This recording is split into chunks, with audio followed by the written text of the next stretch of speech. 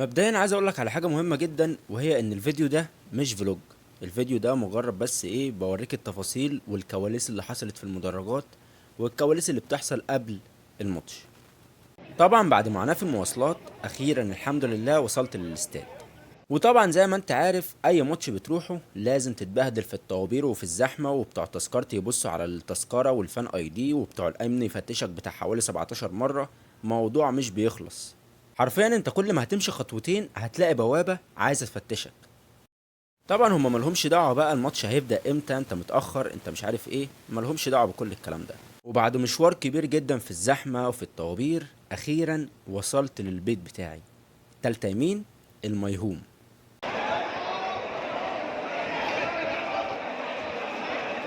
دخلت الاستاد وكان واضح ان جمهور الزمالك عدده قليل مقارنة بجمهور الاهلي. وده ليه؟ لان جماهير الزمالك كلها واقفة بره في الطوابير مستنية انها تتفتش. وده على فكرة وضح لك حاجة مهمة جدا، وهي اللي انت ما تعرفش الجماهير اللي قصادك دي هم مروا بايه خلال اليوم بتاعهم عشان يوصلوا لحد المكان ده، او هم هيمروا بايه بعد ما يروحوا.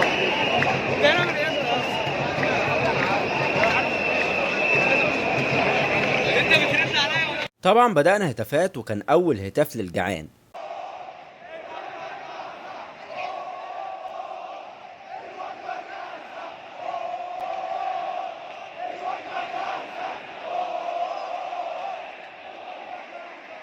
الجعان في الماتش ده مسلمش من جمهور الزمالك. واحد، اتنين، الجعان فين؟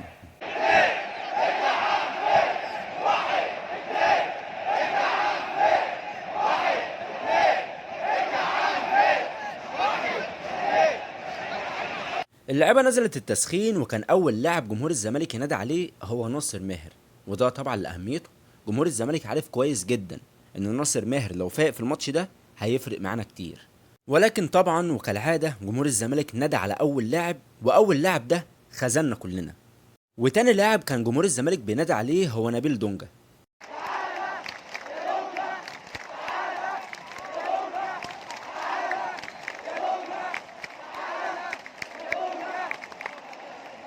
جمهور الزمالك رجع تاني يقول الوجبه جاهزه، وعلى الناحيه التانيه جمهور الاهلي بقى بيغني ويهتف لزيزو. حاجه كده في منتهى العبث. احنا بنشتمه زيزو، والاهلاويه بيحبوا وبيغنوا لزيزو.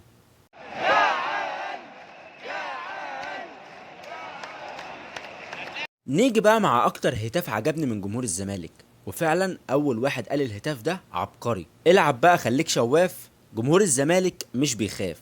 وده يرجع لاننا عارفين كجمهور ان 90% من اللعيبه اللي موجوده في السكواد دي بيخافوا يلعبوا ماتشات اهلي وزمالك. فاحنا بنقول لهم ما تخافوش، جمهور الزمالك مش بيخاف.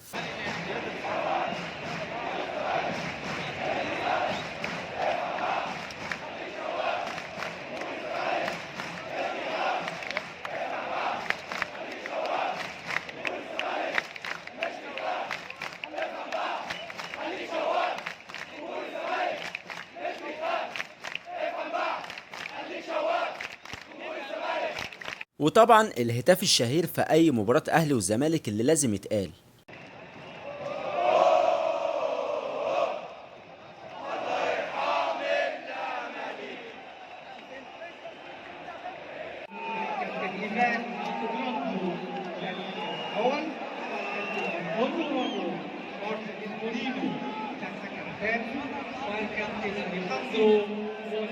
طبعا قبل ما الماتش يبدأ كانوا بيوزعوا علينا الاعلام دي، وعايز اشكر الناس المحترمة اللي كانوا بيديروا المشهد اللي انت شايفه ده.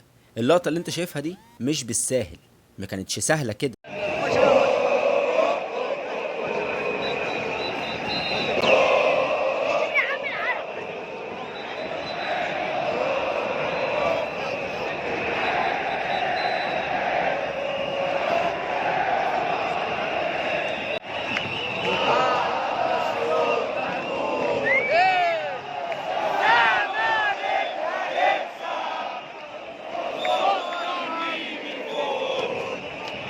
بدأنا الماتش وكان 50% من اللي واقفين في المدرج مش شايفين أي حاجة بسبب السنارات اللي كانت موجودة.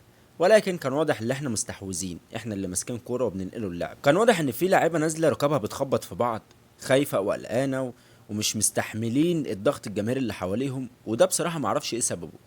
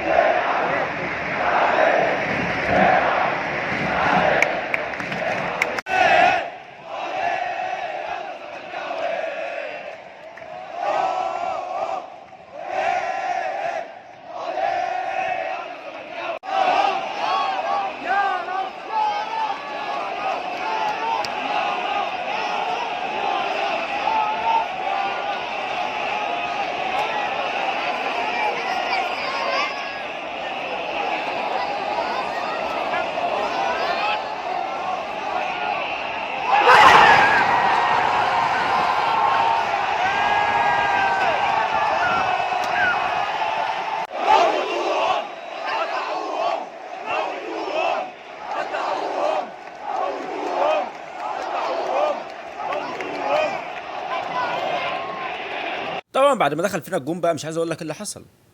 سيبنا الكوره للاهلي، سيبنا الاستحواذ للاهلي، سيبنا الاهلي يعمل كل اللي هو عاوزه في الماتش، يدخل في الماتش براحته، مع ان الزمالك بدأ بدايه جميله جدا وضيع فرصتين ما ينفعش ان هم يضيعوا اساسا، سواء من عدي او ناصر ماهر.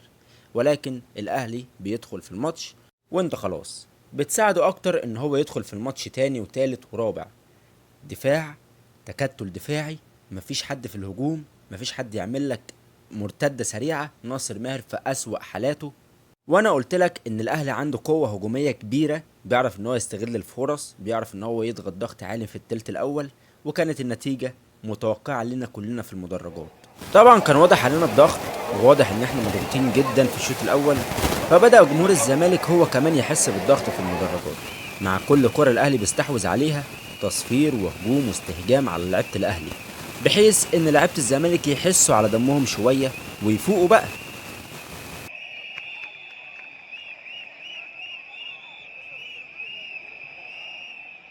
ومع كل دقيقة كانت بتعدي شغفنا كان بيزيد، وحماسنا كان بيزيد، وقلقنا كمان كان بيزيد. تشجيعنا فضل ثابت ال90 دقيقة، حتى لما دخل فينا الجون، حتى لما دخل فينا الجون التاني.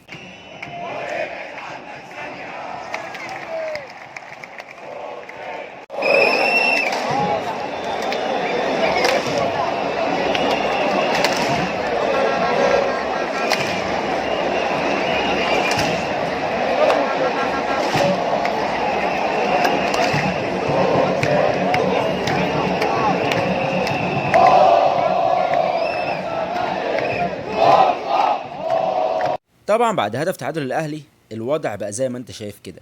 جزء مننا مش مستوعب ومش مصدق ومش قادر يفسر اللي بيحصل في الملعب، وجزء مننا بقى عنده تفاؤل ان الزمالك هيرجع يستحوذ ويهاجم تاني وهنجيب وهنكسب. وفي حين ان احنا مش عارفين نفوق من الصدمة بتاعت الهدف الاول او هدف التعادل للاهلي، فجأة بيتحسب علينا ضربة جزاء والاهلي بيسجل الهدف التاني. جماهير الزمالك اتخذلت امبارح، جماهير الزمالك اتخانت من لعبتها امبارح. لو في حد مسؤول عن الهزيمة اللي حصلت دي في منظومة الزمالك، فهو اقول لك ان كل منظومة الزمالك مسؤولة ما عدا جمهور الزمالك. كان معاكم مادي هشام، مع السلامة.